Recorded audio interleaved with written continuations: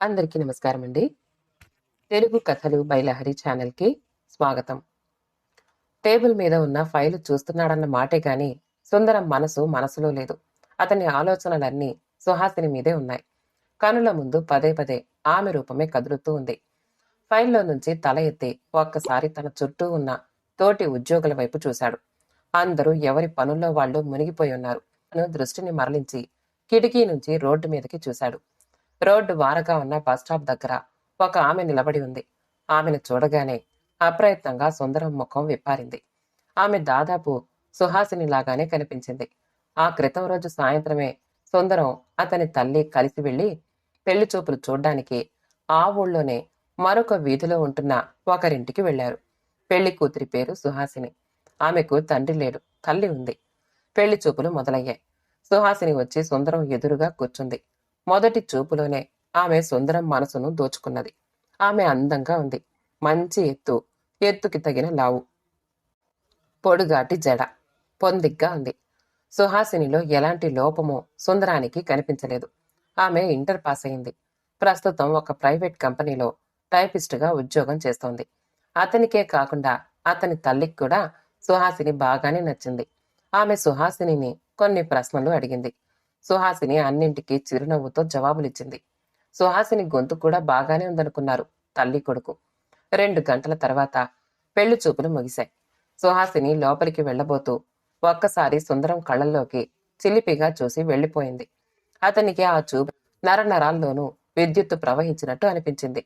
బయటికొస్తూ ఏ విషయం 2-3 రోజుల్లో కబురు చేస్తాను అన్నది సుందరం తల్లి సుహాసిని తల్లితో. సరేనన్నదామె. ఇద్దరూ ఇంటికొచ్చారు. ఇంట్లోకొచ్చిన తర్వాత నాకు ఆ అమ్మాయి నచ్చిందమ్మా. కట్నం విషయంలో మనకు పట్టింపు లేదు కదా, మనకు ఇష్టమేనని రేపు కబుర్ చేయొచ్చును కదా అన్నాడు సుందరం తల్లితో.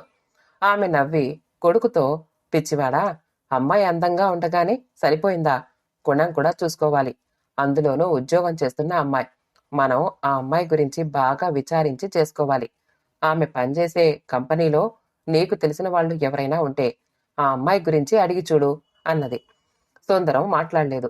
నిజానికి తల్లి ఆలోచన అతనికి నచ్చలేదు. సుహాసిని క్యారెక్టర్ గురించి ఎంక్వైరీ చేయటం చాలా నీచమైన పనిలా తోచింది. ఉద్యోగం చేస్తున్న అమ్మాయి అయితే గుణం మంచిది కాకుండా ఉండాలని లేదు కదా అనుకున్నాడు. అయినా అతనికి ఆరా తీయక తప్పలేదు. లేకపోతే తల్లి ఊరుకోదు. ఇలా అనుకుని ఆమె పనిచేసే కంపెనీలో తన స్నేహితులు ఎవరైనా పనిచేస్తున్నారేమో గుర్తు చేసుకున్నాడు సుందరం. అతనికి హనుమంతరావు గుర్తుకొచ్చాడు. అతనికి 6 నెలల క్రితమే ఆ కంపెనీలో ఉద్యోగం వచ్చింది. ఆ మరురోజు సాయంత్రమే అతన్ని కలవాలి అనుకున్నాడు సుందరం. ఆ రాత్రి అతనికి నిద్ర పట్టలేదు. అతని గుండె నిండా సుహాసిని. తన భార్య అయినట్టుగానే కలలు కన్నాడు సుందరం. ఎప్పటికో తెల్లవారుజాముకి నిద్రపోయాడు. తెల్లవారిన తర్వాత సుందరం రోజు కంటే ఉత్సాహంగా ఉన్నాడు. ఈ రోజు ఈ ఎంక్వైరీ పూర్తయితే త్వరలో సుహాసినిని తన భార్యను చేసుకోవచ్చును అనుకున్నాడు. సుహాసిని గురించిన ఆలోచనలతోనే ఆఫీస్కి వచ్చాడు. వేగంగా వచ్చి హోటల్ ముందు ఆగిన బస్సు చూడగానే సుందరం ఆలోచనలు చెదిరిపోయాయి. సుహాసినిలా ఉన్న ఆ అమ్మాయి బస్సులో ఎక్కింది. వెంటనే వెళ్లిపోయింది బస్సు. ఒకసారి చేతికున్న వాచీ కేసి చూసుకున్నాడు సుందరం. లంచ్కి ఇంకో 20 నిమిషాలు వ్యవధి ఉంది. అతనికి సుహాసిని గురించి తెలుసుకోవటానికి సాయంత్రం వరకు ఆఫీస్లోనే ఉండాలి అనుకుంటే విసుగనిపించింది. అతనికి అప్పటికప్పుడే ఆమె గురించి ఫార్మల్గా తెలుసుకుంటే సగం భారం తీరినట్లు ఉంటుంది అనిపించింది. తనకు సుహాసిని గురించి ఇన్ఫర్మేషన్ ఇచ్చే హనుమంతరావుని కలవాలంటే అతని ఇంటికి వెళ్లవలసిందే. అతని ఇల్లు చాలా దూరం. తీరా వెళితే ఉంటాడో ఉండడో. లంచ్ టైంలో అయితే ఆఫీస్లోనే కలుసుకోవచ్చు. ఆఫీసు అక్కడికి దగ్గరే. అందుకని సుందరం పర్మిషన్ తీసుకుని ఆఫీస్ నుంచి బయటికొచ్చాడు. రోడ్డు మీదకి రాగానే అతనికి బస్టాప్ దగ్గర ఆగి ఉన్న రిక్షా కనిపించింది. అతను దానిలో ఎక్కి అడ్రస్ చెప్పాడు. కదిలింది రిక్షా. ప్యాంటు జేబులో నుంచి సిగరెట్ ప్యాకెట్ బయటికి తీసి ఒక సిగరెట్ ముట్టించాడు. సుందరం నున్నగా ఉన్న తార్ రోడ్డు మీద వాలు గాలిలో రివ్వున దూసుకుపోతోంది. రిక్షా సుందరం గుండెలో సన్నగా అలజడి మొదలయ్యింది. సుహాసిని గురించి హనుమంతరావు ఏమని చెప్తాడో, నిజానికి ఆమె ప్రవర్తన ఎటువంటిదో ఏమో ఎలా తెలుస్తుంది? 15 గంట తర్వాత అదురుతున్న గుండెను అదుపులో ఉంచుకుంటూ ఆ ఆఫీస్ ముందు దిగాడు. రిక్షావాడికి డబ్బులిచ్చి లోపలికి నడిచాడు. అప్పుడే ఆఫీస్లో నుంచి ఉద్యోగులు బయటికొచ్చి క్యాంటీన్ వైపు వెళ్తున్నారు. వాళ్లల్లో సుందరానికి హనుమంతరావు కనిపించలేదు. నిమిషం తర్వాత ఒక్కడే వస్తూ కనిపించాడు హనుమంతరావు. హనుమంతరావు అతను సుందర్ని చూడగానే నవ్వుతూ విష్ చేశాడు. ఏం గురు, ఇలా వచ్చావు? ఏమిటి కథ? ఒక చిన్న ఇన్ఫర్మేషన్ కావాలి చెప్పాడు సుందరం. క్యాంటీన్కి వెళ్ళి మాట్లాడుకుందాం పదా అని ఆ వైపు నడిచాడు. ఇద్దరు క్యాంటీన్లోకి వెళ్ళి ఒక మూలగా ఎదురెదురుగా కూర్చున్నారు. హనుమంతరావు ఏవో పదార్థాలకు ఆర్డర్ ఇచ్చాడు. క్యాంటీన్ అంతా కోలాహలంగా ఉంది. ఇంతకు నీకు దేని గురించి ఇన్ఫర్మేషన్ కావాలి బాయ్ అడిగాడు హనుమంతరావు వల్ల మీదకి వంగి. మీ ఆఫీస్లో పనిచేస్తున్న సుహాసిని గురించి. సుహాసిని గురించా? అవును. లైన్లోకి వస్తున్నావా? నవ్వుతూ అడిగాడు హనుమంతరావు. అదేం లేదు, ఆమె ఎలాంటిదో తెలియాలి. హనుమంతరావు ఏదో అనబోయేంతలో సర్వర్ పదార్థాలను వారి ముందు ఉంచి వెళ్ళిపోయాడు. ఇంతకు అసలు విషయం చెప్పలేదు నువ్వు అంటూ అడిగాడు హనుమంతరావు. నా స్నేహితుడు ఒకతను ఆమెను పెళ్లి చేసుకోవాలి అనుకుంటున్నాడు. ఆమె ఇక్కడ పనిచేస్తోందని తెలిసింది. అతనికి ఈ ఆఫీస్లో తెలిసిన వాళ్ళు ఎవ్వరూ లేరు. నన్ను అడిగితే నువ్వు తెలుసునని చెప్పాను. వెంటనే నన్ను ఆమె గురించి తెలుసుకొని రమ్మని పంపించాడు. ఇది విషయం అన్నాడు. హనుమంతరావు 2 నిమిషాల తర్వాత తను నీకు మంచి ఫ్రెండా అని అడిగాడు. తల ఊపాడు సుందరం. కావాలనే హనుమంతరావుకి అలా చెప్పాడు. ఉన్న విషయం ఉన్నట్టుగానే అతను చెప్తే బాధపడడు కదా అడిగాడు. బాధపడేదేముంది, ఆమె కాకపోతే ఇంకొకరు అన్నాడు మెల్లగా. అతనిలో అప్పుడే ఏదో అనుమానం పొడచూపింది. సుందరం అలా అనగానే అయితే అతన్ని ఈ సంబంధం వదులుకోమని చెప్పు అన్నాడు హనుమంతరావు. వదులుకోమనా? అవును. సుహాసిని మంచిది కాదు. మా ఆఫీసర్కి దానికి లావాదేవీలు ఉన్నాయి. ఈ విషయం అందరికీ తెలుసు. అసలు ఈ ఉద్యోగం దానికి ఎట్లా వచ్చిందనుకున్నావు? వాడే ఇచ్చాడు. వాడొక్కడితోనే కాదు, ఇంకో 2 కూడా సుహాసినికి చాలా గట్టి సంబంధాలు ఉన్నాయి. దానికి వచ్చే జీతంతో అది ఫ్యామిలీని పోషిస్తుంది అనుకుంటున్నావా? తలా ఒక చెయ్యి వేసి ముందుకు నెట్టుతున్నారు. మీ స్నేహితుణ్ణి ఈ సంబంధం గురించి మర్చిపోమని చెప్పు. ఏమైనా నన్ను కలుసుకోవటం మంచిదే అయింది అన్నాడు హనుమంతరావు సీరియస్గా. విస్తుపోయాడు సుందరం. అతనికి మతిపోయినట్టు అనిపించింది.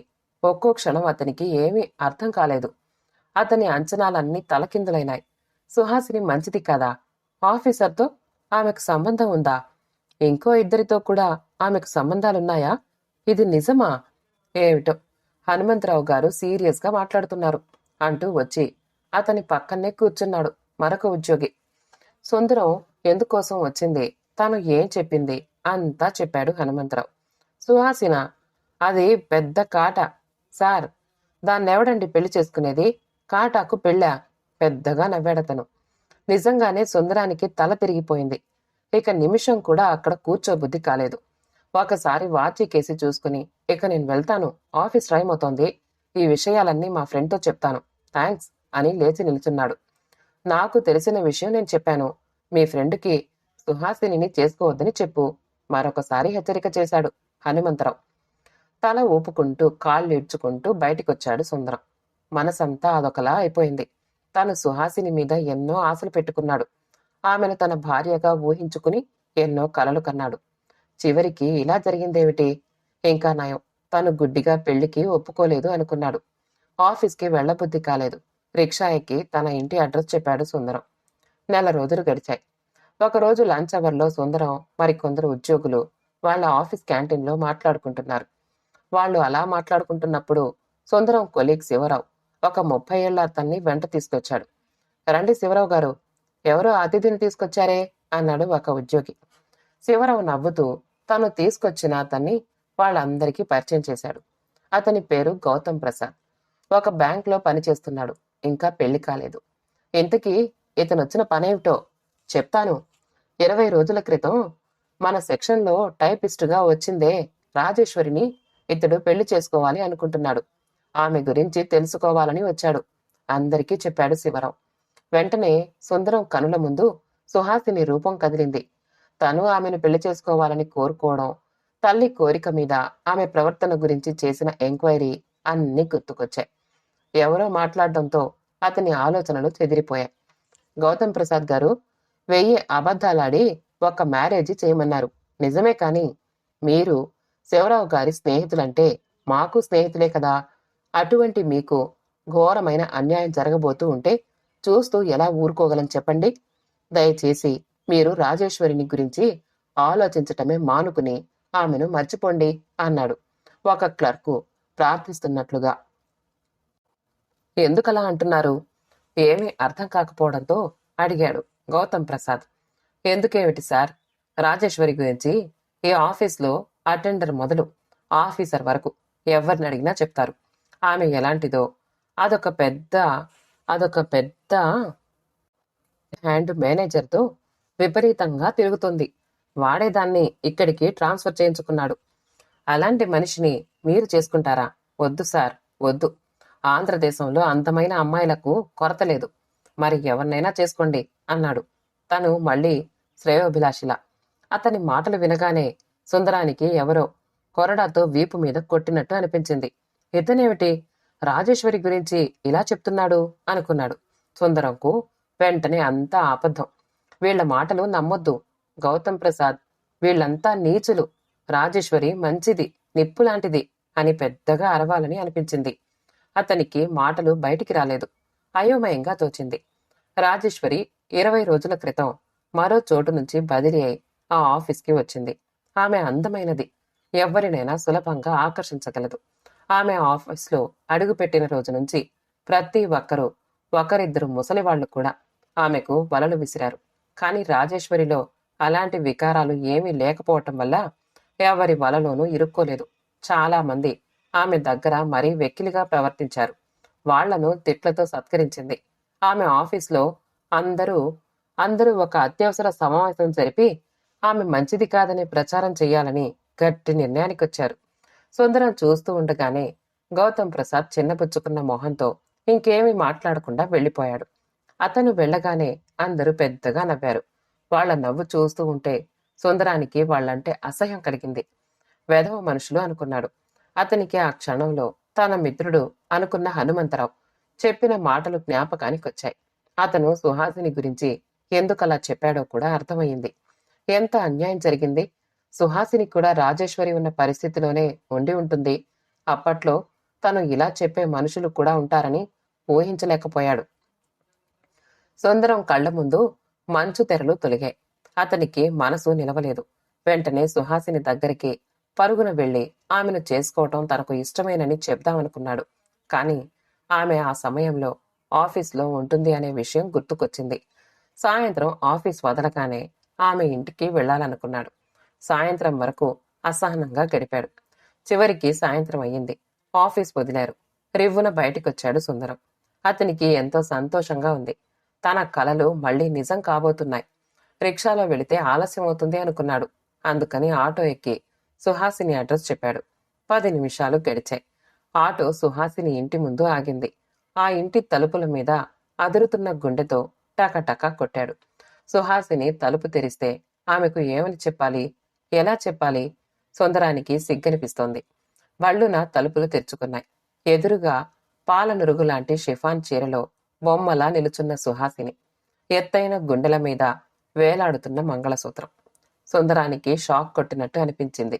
సుహాసినికి పెళ్ళయిందా? ఆమె కూడా సుందరాన్ని చూసి ఆశ్చర్యపోయింది. అతను ఎందుకొచ్చింది అర్థం కాలేదు. ఏదో అడగబోయింది. అప్పటికి సుందరం ఆ షాక్ నుంచి, తనను ఆవరించుకున్న నిరుత్సాహం నుంచి బయటపడ్డాడు. సారీ అని తనలో తానే గొణుక్కుంటూ గుమ్మం దిగి గబగబా రోడ్డు మీదకి తడబడే అడుగులతో వెళ్ళిపోయాడు. అతని ప్రవర్తన వింతగా అనిపించి అతన్నే చూస్తూ గుమ్మం దగ్గర బొమ్మలాగా నిలబడిపోయింది పెళ్ళైన సుహాసిని. కథ సమాప్తమండి. కథ నచ్చితే లైక్ చేయండి, షేర్ చేయండి, కామెంట్ చేయండి. మా ఛానల్ని తెలుగు కథలు బై లహరి సబ్స్క్రైబ్ చేసుకోండి. ఆల్ అనే బెల్ బటన్ని నొక్కండి. మళ్ళీ కలుద్దాం ఇంకో మంచి కథతో.